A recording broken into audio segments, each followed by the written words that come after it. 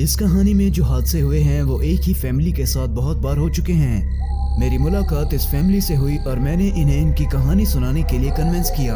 ये हादसा एक ही फैमिली के 4 लोगों के साथ हो चुका है। मेरा नाम हैरिसन है और मैं पैरानॉर्मल जगहों पर जाकर रिसर्च करता हूँ। मैं फ्यूचर में काबिल इन्वेस्टिगेटर बनना चाहता हूँ और अभी भी मैं उसी की ही तैयारी कर रहा हूँ। मेरे आसपास जो भी अजीब चीजें होती हैं मैं उनके नोट्स बनाता हूँ, लोगों से मिलता हूँ और उनकी कहानी जानने की कोशिश करता हूँ ताकि मैं एक बड़ा पैरानॉर्मल इन्वेस्टिगेटर बन सकूँ। आज मेरी मुलाकात उस फैमिली से है जिन्होंने मुझे बताया कि उनके घर में कुछ अजीब चीजें हो रही थीं। मैंने उनकी कहानी रिकॉर्ड करने का फैसला किया।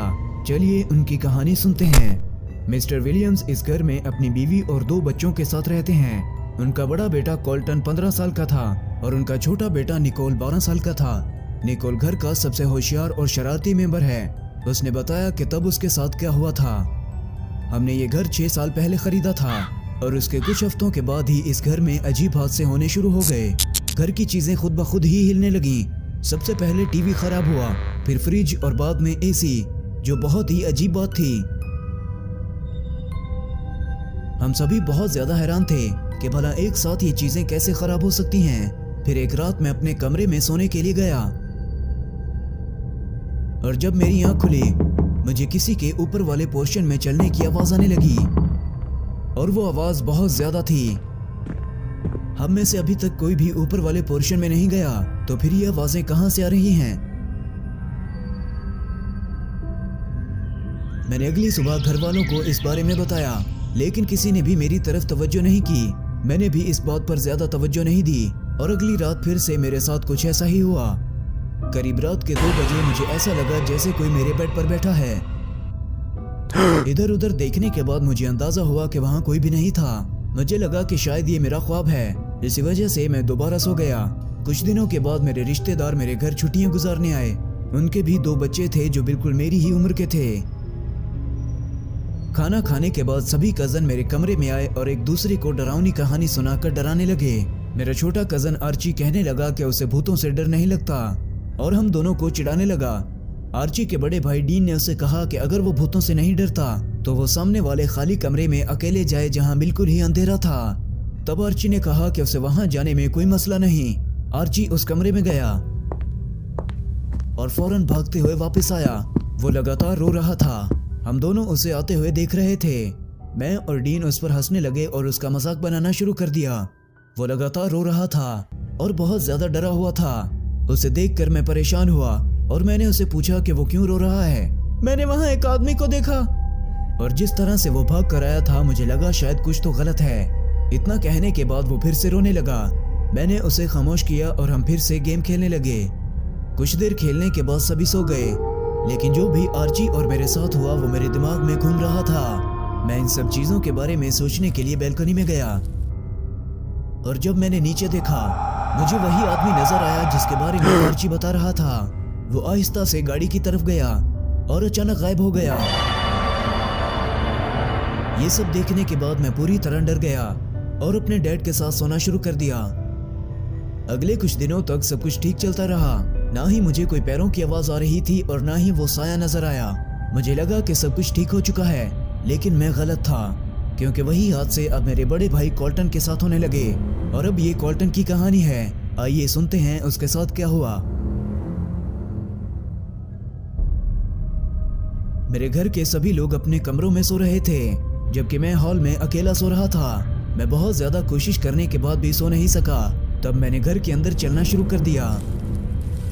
चलते चलते मेरी नजर मेन दरवाजे पर गई और मुझे ऐसा लगा कि जैसे कोई बाहर खड़ा था।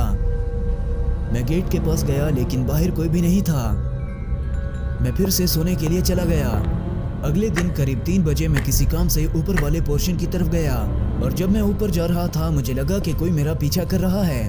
मैंने 2-3 बार पीछे मुड़कर देखा लेकिन वहां कोई भी नहीं था। तभी मुझे पीछे से किसी चीज के गिरने की आवाज आई। मैंने पीछे मुड़कर देखा, एक काला डरावना साया मेरे पीछे खड़ा था और फिर वो अचानक गायब हो गया। मैं चिल्लाते हुए सीढ़ियों से भागकर नीचे गया और फिर से हॉल में सो गया। करीब आधी रात के वक्त मेरी आंख खुली और तब जो मैंने देखा मैं वहीं जम गया। मैं बोलने और चिल्लाने की कोशिश कर रहा था लेकिन ऐसा लग रहा था जैसे मेरी जुबान मेरे गले के अंदर चली गई है। मेरे सामने एक औरत हवा में उड़ रही थी। वो बहुत ज्यादा भयानक थी। मेरी जगह अगर कोई कमजोर दिल का इंसान होता तो वो वहीं मर जाता। उसके काले कपड़े और बाल आहिस्ता से हवा में उड़ रहे थे और वो खुद भी जमीन से 1 फीट ऊपर थी।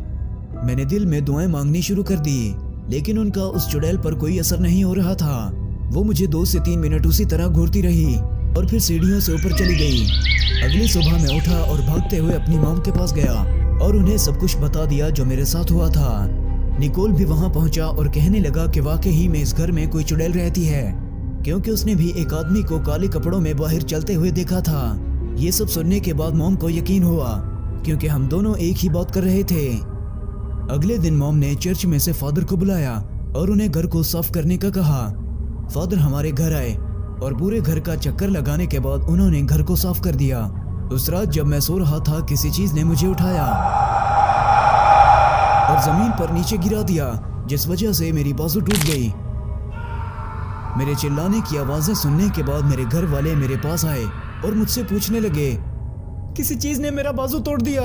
मैं लगातार रोता रहा। मेरी पूरी फैमिली ये सब देखकर डर गई।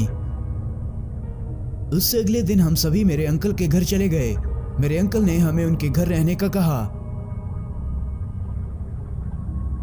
पहले 2 दिन सही गुजरे, लेकिन जैसे ही तीसरा दिन आया, कुछ ऐसा हुआ जिसके बारे में मैंने सोचा भी नहीं था। ये कॉल्टन की कहानी थी। देखते हैं कि तीसरे दिन उनके साथ क्या हुआ था। और अब ये कहानी कॉल्टन की मॉम सुनाएंगी। तीसरे दिन घर पर कोई भी नहीं था। तब मैं सोफे पर बैठी टीवी देख रही थी।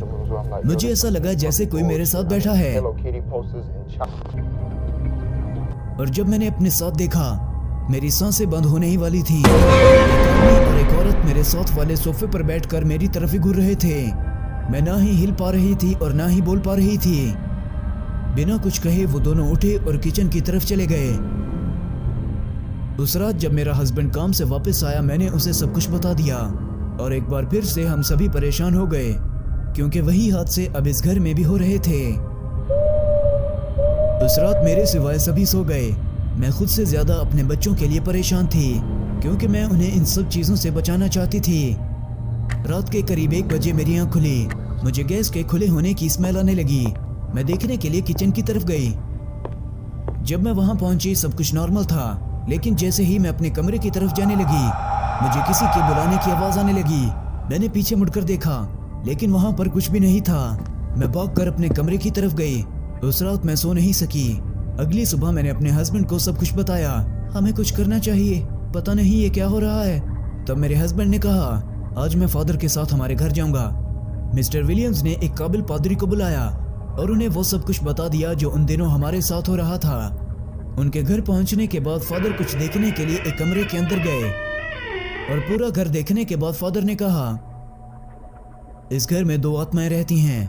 वो दोनों हस्बैंड और वाइफ हैं और उनके साथ एक छोटे बच्चे की रूह भी है, जो काफी साल पहले इसी घर में मरा था। लेकिन हमें लगता था कि यहाँ सिर्फ 2 आत्माएं रहती हैं। ये बच्चे की आत्मा सिर्फ तुम्हारी फैमिली को नुकसान पहुंचा सकती है, बाकी रूहों से डरने की जरूरत नहीं।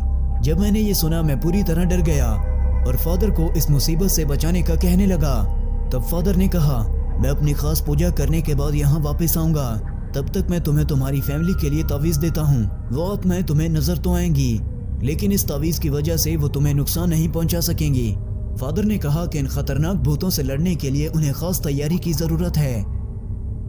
जब मैं अपनी फैमिली के पास वापस आया, मैंने उन्हें वो तावीज दिए और अपनी बीवी को सब कुछ बताया जो फादर ने कहा था। कुछ दिन गुजरने के बाद फादर अपनी खास तैयारी करके मेरे घर आए। उन्होंने घर के अंदर एक छोटा मटका रखा, उसमें माचिस से आग लगाई और एक अजीब चीज उसमें डाली, जिसकी गंदी बदबू पूरे घर में फैल गई। फिर वो जमीन पर बैठे और 5 नींबू अपने साथ रखे। मंत्र पढ़ने के बाद उन्होंने वो नींबू थैले में डालने शुरू किए। जब भी वो मंत्र पढ़ रहे थे, एक अजीब तरह की हवा मेरे करीब से गुजर रही थी। उसके बाद फादर ने कहा कि अब इस घर में कोई भी आत्मा नहीं है। फिर उन्होंने वो सारे नींबू थैले में डाल दिए। इन्हें उस जगह पर फेंको जहां से ये वापस ना आ सकें। इतना कहने के बाद वो वहां से चले गए। मैंने उस थैले को घर की पिछली नदी में फेंक दिया। जैसे ही वो धुआं कम हुआ, पूरे घर का माहौल हल्का होने लगा। हर तरफ रोशनी और सुकून ही सुकून था। उस शाम मैंने अपनी फैमिली को घर बुलाया। अब ऐसा महसूस हो रहा था जैसे इस घर में कुछ भी नहीं हुआ। ये बुरे हादसे मिस्टर विलियम्स की फैमिली के साथ हुए। मुझे इसी तरह की और डरावनी कहानियां जाननी हैं जो दूसरे लोगों से जुड़ी हैं, एक अलग शहर में अलग लोगों के साथ। Stay tuned with me.